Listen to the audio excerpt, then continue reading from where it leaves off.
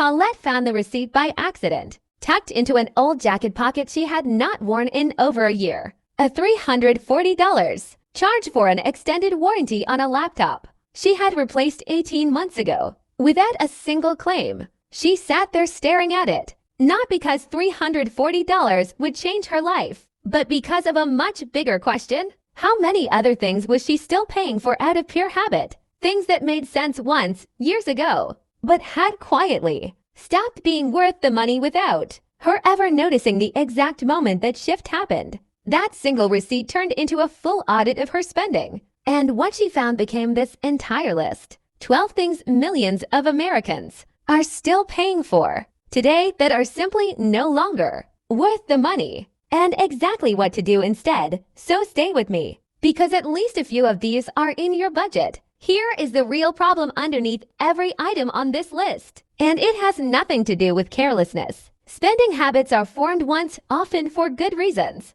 and then they quietly survive long after the reason disappears. Extended warranties made more sense when electronics broke more often and cost more to repair back then. Cable bundles made sense when they were the only way to watch live sports and new shows on television. The economy changes, technology changes, entire industries restructure themselves, yet the habit keeps running in the background regardless, because nobody ever goes back and asks whether the original reason still holds up years later at all. That is the pattern behind every single item on this list. A decision that made sense once, running on autopilot. Number 1. Extended warranties, especially on electronics under $1,000 that most people buy without thinking twice about it. Retailers push these hard at checkout because the profit margin on a warranty is enormous compared to the product, often 50% or more of what you pay going straight to profit rather than actual repair costs incurred. The math rarely works in the bear's favor. Most electronics either fail within the first few weeks or run for years. A better approach almost always beats the warranty, setting aside that same amount into a small repair fund instead. Because across a handful of purchases, the money you never spend on repairs adds up far more than any payout. Number 2. Cable TV bundles, particularly the large channel packages, built around dozens of channels nobody actually watches. The average cable bill in the country now runs well past $100 a month once fees and equipment are included, while the shows and sports that originally justified the bundle are increasingly available through targeted streaming services instead. Colette's own cable bill, before she canceled it, was $134 a month for access to over 200 channels total, 12 of which she could actually name from memory, without pausing to think hard about the rest of them. Switching to targeted streaming services covering the same core content dropped that number to $31 a month, a savings of over $1,200 a year for functionally the same viewing experience she was actually using regularly. Number 3. Financing a brand new car instead of buying a well-maintained used one that costs far less overall. A new car loses roughly 20% of its value the moment it leaves the lot, before you even drive it home, and close to 40% within the first 3 years, meaning a chunk of every payment funds pure depreciation. A 3-year-old vehicle with moderate mileage has already absorbed that steepest drop, often running just as reliably today. This is not an argument against ever buying new.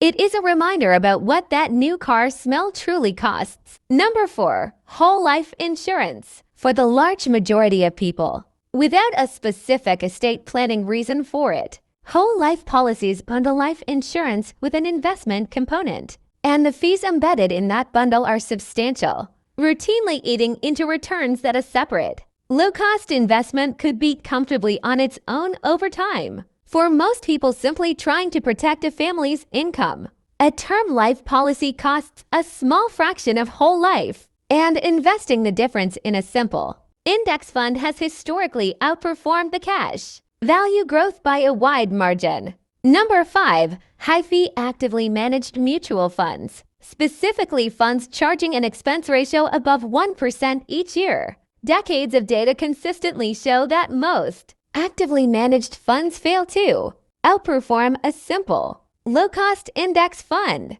once fees are properly accounted for over any meaningful stretch of time across multiple full market cycles. A 1% fee sounds small on paper, but compounded over 30 years, it can consume a fifth of total growth. This does not mean every actively managed fund is worthless. It means the fee has to be checked directly. Number 6. Timeshares. In nearly every circumstance of financial commitment, this list can recommend against without much hesitation. Beyond the upfront cost, timeshares carry annual maintenance fees that routinely rise faster than inflation every single year. Limited flexibility on when and where you can actually use them, and a resale market that is genuinely weak. So weak that many owners end up paying companies just to take the timeshare off their hands entirely. The math behind renting a comparable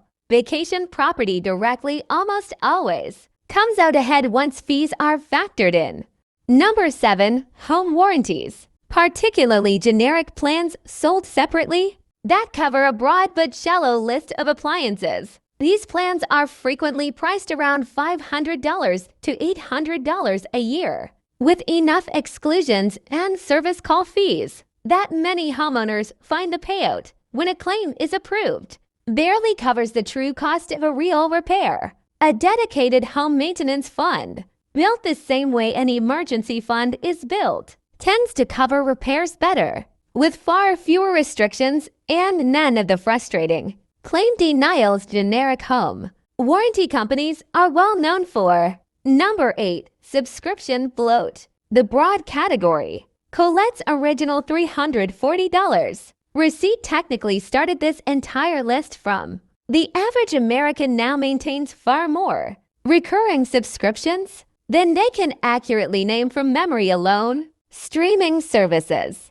apps, meal kits, storage upgrades, each individually cheap enough to avoid triggering any real alarm, collectively expensive enough to quietly drain hundreds of dollars a month without anyone noticing the total add up. The fix here is not complicated. It simply requires sitting down once a year and reviewing every subscription honestly. Number 9. Full price name brand. Goods for categories where the underlying product is functionally identical to store brands. This applies heavily to over-the-counter medications, baking staples, and many household cleaning products sold right next to each other, where the active ingredient or formula is often nearly identical, with the price difference reflecting marketing over quality. This is not true across every category, and it is worth checking case by case before assuming it applies. But for the categories where it holds, the savings compound significantly over a full year of regular grocery trips. Number 10. The old flat 6% real estate commission structure that dominated home sales for decades across the country, following major industry changes that reshaped how real estate commissions are negotiated. Buyers now have far more room, and flat fee or discount brokerage models have become far more common and accessible than they were a few years ago. On a $400,000 home, the difference between a traditional 6% commission and a negotiated lower rate is significant, easily running into the tens of thousands of dollars, making this one of the largest items on this entire list. Number 11. Financial advisors, charging a percentage of assets under management without a clear fiduciary duty to you. A 1% annual fee on a portfolio sounds modest until it compounds against decades of growth over an entire career. And it matters enormously whether that advisor is legally required to recommend what is genuinely best for you, or simply what is suitable while earning them a commission on the side of the recommendation given. A fee-only fiduciary advisor or a simple low-cost automated investing platform accomplishes the same goal for far less cost, without the same structural conflict of interest sitting quietly underneath. The advice being given to the client. Number 12. The oversized wedding build. Around a budget chosen to impress guests rather than reflect what you can afford. The average American wedding now costs well into 5 figures, with a meaningful share going toward forgotten details, elaborate favors, oversized floral arrangements, venues priced primarily for their reputation rather than anything guests actually remember, couples who deliberately scale the day to reflect their actual financial situation consistently report starting their marriage with less debt and considerably less financial stress than those who stretch the budget to match a standard nobody actually required. Add these 12 categories together across a typical year, and the number becomes genuinely difficult to ignore completely. Colette's own audit, once she worked through her version of this entire list, recovered just over $6,200 a year, without eliminating a single thing she actually valued, only the things that had quietly outlived their original reason. Here is what actually matters more than any individual item on this list: the habit of periodically checking things. Instead of assuming a recurring cost automatically earns its place simply because it always has before this moment. Every one of these 12 things made sense to somebody at some point for a completely real reason at the time.